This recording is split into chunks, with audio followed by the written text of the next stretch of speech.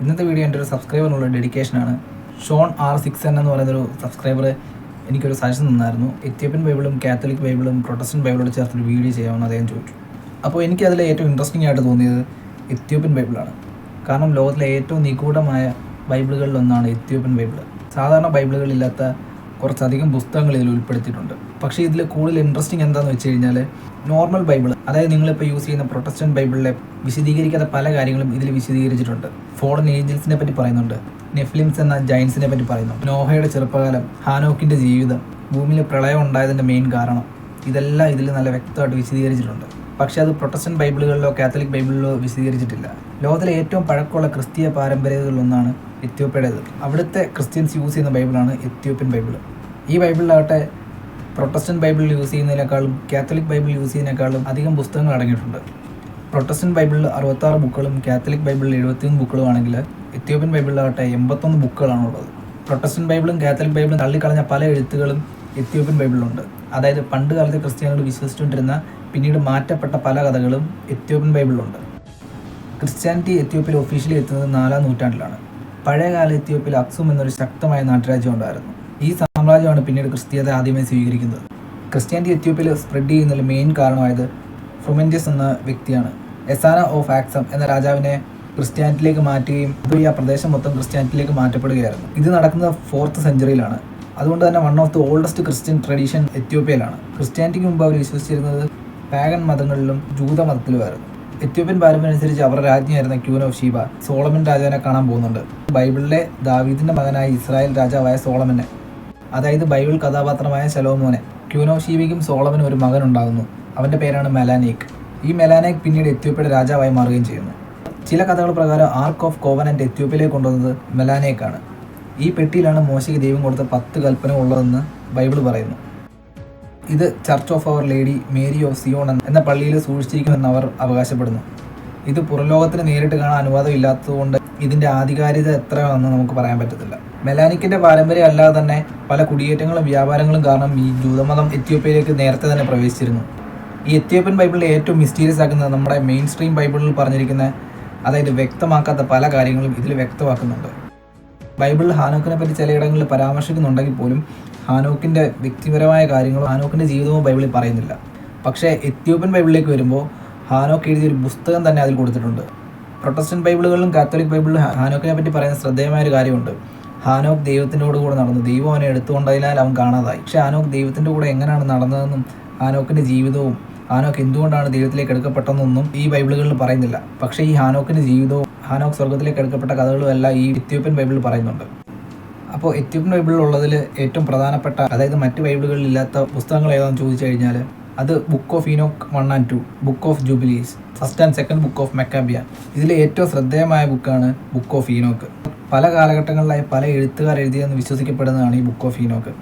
Aramaic ഭാഷയിലാണ് ആദ്യമേ ഇത് എഴുതപ്പെടുന്നത്. പിന്നീട് അത് ഗ്രീക്കിലേക്കും അത് കഴിഞ്ഞ് എത്യോപ്യക്കാരുടെ പഴയ ഭാഷയായ ഗീസ് എന്ന ഭാഷയിലേക്ക്, ഇപ്പോൾ അത് അവൈലബിൾ ആയിട്ടുള്ളത് ഗീസ് എന്ന ഭാഷയിലാണ്. ഇതിൽ പറയുന്ന ഫോളൻ ഏഞ്ചൽസിനെ പറ്റിയും നെഫിലിം എന്ന രാക്ഷസന്മാരെ പറ്റിയും സ്വർഗീയ യാത്രകളെ പറ്റിയും പ്രവചനങ്ങളെ പറ്റിയും ആത്മീയ ന്യായവിധിയെ പറ്റിയൊക്കെയാണ്. നമുക്കാദ്യം ഈനോക്ക് ആരാണെന്ന് നോക്കാം. അതായത് ബൈബിളിലെ ഹാനോക്ക്, ആദാമിൽ നിന്നും 7ാമത്തെ തലമുറയിലുള്ള പുത്രനാണ് ഹാനോക്ക്. ഈ ഹാനോക്കിനെ പറ്റി ഉൽപ്പത്തിയിൽ 5:21-24 രേഖപ്പെടുത്തിയിട്ടുണ്ട്. പിന്നെ ഉൽപ്പത്തി പറയുന്ന മറ്റൊരു കാര്യമുണ്ട്, ഉൽപ്പത്തി 6:2-4 വരെ. അതായത് ഈ ദൈവത്തിൻ്റെ പുത്രന്മാർ മനുഷ്യരുടെ പുത്രിമാരെ കണ്ടിട്ട് ഇഷ്ടപ്പെട്ടിട്ട് അവർക്ക് ഇഷ്ടമുള്ളതിൽ നിന്ന് ഭാര്യമാരെ തിരഞ്ഞെടുത്തു. അവർക്കുണ്ടായവരാണ് നെഫിലിംസ്. പക്ഷേ ഈ ദൈവത്തിൻ്റെ പുത്രന്മാരെ പറ്റിയോ ഈ നെഫിലിംസിനെ പറ്റിയോ ബൈബിളിൽ പറയുന്നില്ല. പക്ഷേ ഈ കാര്യം എത്യോപ്യൻ ബൈബിളിൽ പറയുന്നുണ്ട്. ഇവർ മനുഷ്യരുടെ പുത്രിമാരെ കണ്ട് ആകൃഷ്ടരായി അവരെ വിവാഹം കഴിക്കാൻ വേണ്ടി ഭൂമിയിലേക്ക് വന്നു. 200 വാച്ചേഴ്സാണ് ഭൂമിയിലേക്ക് വന്നത്. അവരുടെ ലീഡേഴ്സ് ആകട്ടെ സംജാസയും അസാസലും. ഇവർ ഭൂമിയിൽ സ്ത്രീകളുമായി ബന്ധപ്പെട്ട് കുട്ടികളെ ഉണ്ടാക്കുന്നു. ഇവർക്കുണ്ടാകുന്ന കുട്ടികളാണ് നെഫിലിംസ് എന്ന ജയൻസ്. അവരാണെങ്കിൽ വളരെ ശക്തരും ക്രൂരന്മാരുമായിരുന്നു. അവർക്ക് അസാമാന്യ വലുപ്പവും ഉണ്ടായിരുന്നു. അവർ മനുഷ്യരെ മൃഗങ്ങളെ എല്ലാം ആക്രമിക്കാൻ തുടങ്ങി. ഭൂമിയെ രക്തം കൊണ്ട് അവർ നിറച്ചു. അസാസിൽ എന്ന മാലാഖയാണ് മനുഷ്യർക്ക് വാളുകൾ നിർമ്മിക്കാനും യുദ്ധകലകളും ആഭരണങ്ങൾ ഉണ്ടാക്കാനും മായാജാലങ്ങളും ജ്യോതിഷവും എല്ലാം പഠിപ്പിച്ചത്. ഇതെല്ലാം മനുഷ്യരെ സംബന്ധിച്ച് ഫോർബിഡൻ നോളജസ് ആയിരുന്നു. അതായത് മനുഷ്യർ ഒരിക്കലും അറിയാൻ പാടില്ലെന്ന് ദൈവം വിചാരിച്ച കാര്യങ്ങൾ. ഭൂമിയിലെ തെറ്റുകൾ കൂടി വന്നപ്പോൾ ഭൂമി ദൈവത്തോട് നിലവിളിക്കാൻ തുടങ്ങി. ഈ നിലവിളി സ്വർഗത്തിൽ നിന്ന് കേൾക്കുന്ന മാലാഖമാരാണ് മിഖായേൽ, ഗബ്രിയേൽ, റാഫേൽ. ഇത് കണ്ടിട്ട് അവർക്ക് ദേഷ്യം വരികയും അവർ ദൈവത്തോട് ഞാൻ ചോദിക്കുകയും ചെയ്യുന്നു. ദൈവം തീരുമാനിക്കുന്നു, അസാസിലിന് മരുഭൂമിയിൽ ബന്ധനം, വാച്ചേഴ്സിന് ഇരുണ്ട കുഴിയിൽ തടവ്, അവസാന ന്യായവിധിയിൽ ശിക്ഷ. നെഫിലിംസിനാകട്ടെ മരണവും. ബുക്ക് ഓഫ് ഈനോക്കിലെ പ്രധാന പ്രോഫസിയാണ് സൺ ഓഫ് മാൻ, അതായത് മനുഷ്യപുത്രൻ. ഈ മനുഷ്യപുത്രൻ നീതിമാന്മാരെ രക്ഷിക്കുമെന്ന്, ദുഷ്ടരെ ന്യായം വിധിക്കുകയും ദൈവരാജ്യം സ്ഥാപിക്കുകയും ചെയ്യുമെന്ന് ബുക്ക് ഓഫ് ഈനോക്കിൽ പറയുന്നു. ചില ക്രിസ്ത്യൻസ് ഇതിനെ ജീസസ് ആയിട്ട് കമ്പയർ ചെയ്യുന്നുണ്ട്. ബുക്ക് ഓഫ് ഈനോക്കിൽ ലോകചരിത്രത്തെ 10 ആഴ്ചകളായിട്ടാണ് കാണുന്നത്. ഓരോ ആഴ്ചകളാകട്ടെ വലിയ കാലഘട്ടങ്ങളായിട്ടും. ആനോക്കിന്റെ ബുക്കിൽ എടുത്തു പറയേണ്ട മറ്റൊരു കാര്യമാണ് നോഹയുടെ ജനനം. നോഹയുടെ ജനനത്തെ പറ്റിയോ ജീവിതത്തെ പറ്റിയോ മെയിൻ സ്ട്രീം ബൈബിളുകളിൽ അധികം പറയുന്നില്ലെങ്കിൽ, നോഹ ജനിച്ചപ്പോൾ ഒരു സാധാരണ കുഞ്ഞിനെ പോലെ അല്ലായിരുന്നു. അവന്റെ ശരീരം മഞ്ഞു പോലെ വെളുത്തതും സൂര്യനെ പോലെ പ്രകാശിക്കുന്നതും അവന്റെ കണ്ണുകളാകട്ടെ വീടിന് വെളിച്ചം പകരുന്നതുമായിരുന്നു. അവൻ ജനിച്ചുകൊണ്ട് തന്നെ ദൈവത്തെ സ്തുതിച്ചു എന്ന് പോലും വിവരിക്കുന്നുണ്ട് ഇതിൽ. ഇത് കണ്ട് നോഹയുടെ അപ്പനായ ലാമേക്കാകട്ടെ ഭയപ്പെടുന്നു. ലാമേക്ക് തന്നെ ഭാര്യയെ വരെ ഇതിൽ സംശയിക്കുന്നുണ്ട്. കാരണം ഇത് മനുഷ്യപുത്രൻ തന്നെയാണോ അതോ ഈ വാച്ചേഴ്സിനുണ്ടായ പുത്രനാണോ എന്ന് വരെ. കാരണം അന്നത്തെ കാലത്ത് ബൈബിൾ അനുസരിച്ച് സാധാരണ കാര്യമാണ് വാച്ചേഴ്സിന്, അതായത് ദൈവത്തിന്റെ പുത്രന്മാർക്ക് മനുഷ്യപുത്രന്മാരിൽ കുട്ടികളുണ്ടാകുന്നത്. അങ്ങനെ ഉണ്ടാകുന്ന കുട്ടികളാണല്ലോ നെഫിലിംസ്, ജയൻസ്. അപ്പം ലാമേക്ക് വിചാരിച്ചു ഇതും അതുപോലൊരു കുട്ടിയായിരിക്കുമെന്ന്. ലാമേക്ക് തൻ്റെ അപ്പനായ മെഥുശലേമിനെ കാണാൻ പോകുന്നു. മെഥുശലേമാകട്ടെ അവൻ്റെ അപ്പനായ ഹാനോക്കിനെ, അതായത് ഹാനോക്കിൻ്റെ 3ാമത്തെ തലമുറയാണ് നോഹ. ഹാനോക്ക് പറയുന്നു, ഭയപ്പെടേണ്ട, ആ കുഞ്ഞ് ദൈവം തിരഞ്ഞെടുത്തവനാണ്. ഭൂമിയിൽ ദുഷ്ടത കൂടിയിട്ട് ദൈവം എല്ലാം നശിപ്പിക്കും. അപ്പോൾ ഇവനായിരിക്കും മനുഷ്യന്മാരുടെ മൃഗങ്ങളുടെ രക്ഷകൻ. ഈ കഥ വെട്ടിച്ചുരുക്കിയാണ് ഉൽപ്പത്തിയിൽ കൊടുത്തിരിക്കുന്നത്. സെക്കൻഡ് ബുക്ക് ഓഫ് ഈനോക്ക് എടുക്കുമ്പോൾ അതിൽ ഫുൾ ഒരു സൈഫൈ ഫീലാണ്. കാരണം ഇതിൽ 7 സ്വർഗ്ഗങ്ങളെ പറ്റി പറയുന്നു, കോസ്മിക് ഓർഡേഴ്സിനെ പറ്റി പറയുന്നു, യൂണിവേഴ്സിൻ്റെ രഹസ്യങ്ങളെ പറ്റി പറയുന്നു. ഈ കഥയുടെ തുടക്കം ഇങ്ങനെയാണ്. ഒരു ദിവസം ആനോക്ക് വീട്ടിൽ ഇരിക്കുമ്പോൾ ഒരു ഒച്ച കേൾക്കുന്നു. തിളങ്ങുന്ന കണ്ണുകളും സ്വർണ്ണ നിറമുള്ള ചിറകും ഇടിമിന്നൽ പോലത്തെ രൂപമുള്ള 2 മാലാകന്മാർ ഹാനോക്കിൻ്റെ അടുത്തേക്ക് വരുന്നു. അവർ പറയുന്നു ദൈവം അവരെ വിട്ടതാണ് ഹാനോക്കിനെ ദൈവത്തിൻ്റെ അടുത്തേക്ക് കൊണ്ടുചെല്ലാൻ. അങ്ങനെ ഇവർ ഹാനോക്കുമായിട്ട് സ്വർഗത്തിലേക്ക് പോകുന്നു. ഇതനുസരിച്ച് ഭൂമിയുടെ മുകളിൽ സ്വർഗവും ഭൂമിയുടെ താഴെ നരകവുമാണ്. അങ്ങനെ ഈ മാലാകന്മാർ ഹാനോക്കിനെയും കൊണ്ട് ആ സ്വർഗത്തിലേക്ക് പോകുന്നു. ആദ്യം പോകുന്നത് 1ാമത്തെ സ്വർഗത്തിലേക്കാണ്. അവിടെ ഹാനോക്ക് കാണുന്നത് മേഘങ്ങളുടെ കൂട്ടവും മഞ്ഞിൻ്റെ ഇടിമിലിൻ്റെ അറകളും ഒക്കെയാണ്. ഇതെല്ലാം നിയന്ത്രിക്കുന്നത് അവിടുത്തെ മാലാകന്മാരും. അങ്ങനെ അവരവിടെ നിന്ന് 2ാമത്തെ സ്വർഗത്തിലേക്ക് പോകുന്നു. ഈ 2ാമത്തെ സ്വർഗത്തിലാണ് തെറ്റിയത മാലാകന്മാരെ ഇട്ടേക്കുന്നത്. ഇവിടെ തന്നെയാണ് നേരത്തെ തെറ്റിയത വാച്ചേഴ്സ് പോലുള്ള വിഭാഗങ്ങളും ഉള്ളത്. 3ാമത്തെ സ്വർഗത്തിലാകട്ടെ പർദീസ. ഇവിടെ ഹാനോക്ക് കാണുന്നത് വളരെ സുന്ദരമായ തോട്ടങ്ങളും ചെടികളും പുഴകളും ഒക്കെയാണ്. ഇവിടെയാണ് ജീവൻ്റെ വൃക്ഷമുള്ളത്. അതായത് ബൈബിളിൽ പറയുന്ന ഏദൻ തോട്ടത്തെ ഇവിടെ സൂചിപ്പിക്കുന്നു. നല്ലവരും നീതിമാന്മാരും ദൈവഭക്തന്മാരും എല്ലാം ഇവിടെ ഉള്ളത്. അവരാണെങ്കിലും അവിടെ റെസ്റ്റ് ചെയ്യുന്നു. അതായത് എന്നെപ്പോലുള്ളവർക്കൊന്നും അവിടെ പോകാൻ പറ്റത്തില്ല. 3ാം സ്വർഗത്തിൽ മറ്റൊരു ഭാഗം കൂടെ ഉണ്ട്. അവിടെ ആണെങ്കിൽ ഇരുട്ടും ഭയവും വേദനകളും ശിക്ഷയൊക്കെ ഉള്ളൊരു സ്ഥലമാണ്. അവിടെയാണ് ദുഷ്ടന്മാരും വൃത്തികെട്ടവന്മാരും ഒക്കെ കിടക്കുന്നത്. പിന്നീടുള്ളത് 4ാം സ്വർഗമാണ്. അവിടേക്ക് വരുമ്പോൾ അന്നത്തെ യഹൂദന്മാർ വിശ്വസിച്ചിരുന്ന സയൻസാണ് അവിടെ പറയുന്നത്.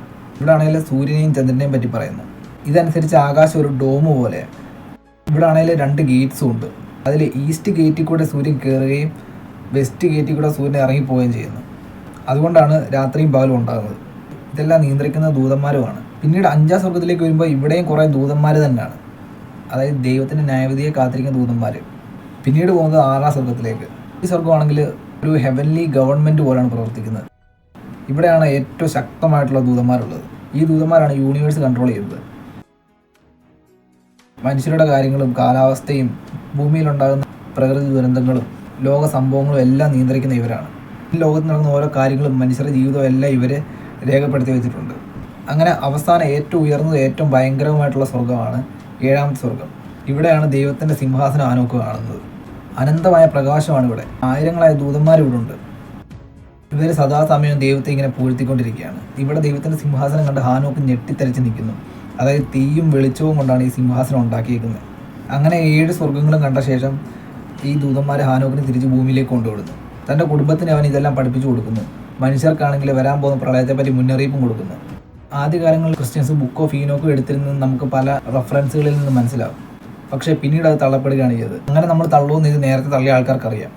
അതുകൊണ്ട് അവർ ആ തള്ളപ്പെടുന്ന പുസ്തകങ്ങൾ മാത്രം ഇതിനകത്ത് ഒഴിവാക്കി. എന്നിട്ട് അവർക്ക് യോജിച്ചതും കാലത്തിനൊത്ത് പോകുന്നതുമായ ബുക്കുകൾ മാത്രം അവരെടുത്തു. കാരണം കാലത്തിന് സഞ്ചരിക്കാൻ ബുക്ക് ഓഫ് ഈനോക്കിന് കഴിഞ്ഞില്ല. ഇന്നും ആ കഥ ഉണ്ടായിരുന്നെങ്കിൽ ഈ പറയുന്ന ബൈബിൾ ഫുള്ളായിട്ട് നമ്മൾ തള്ളിയേനെ.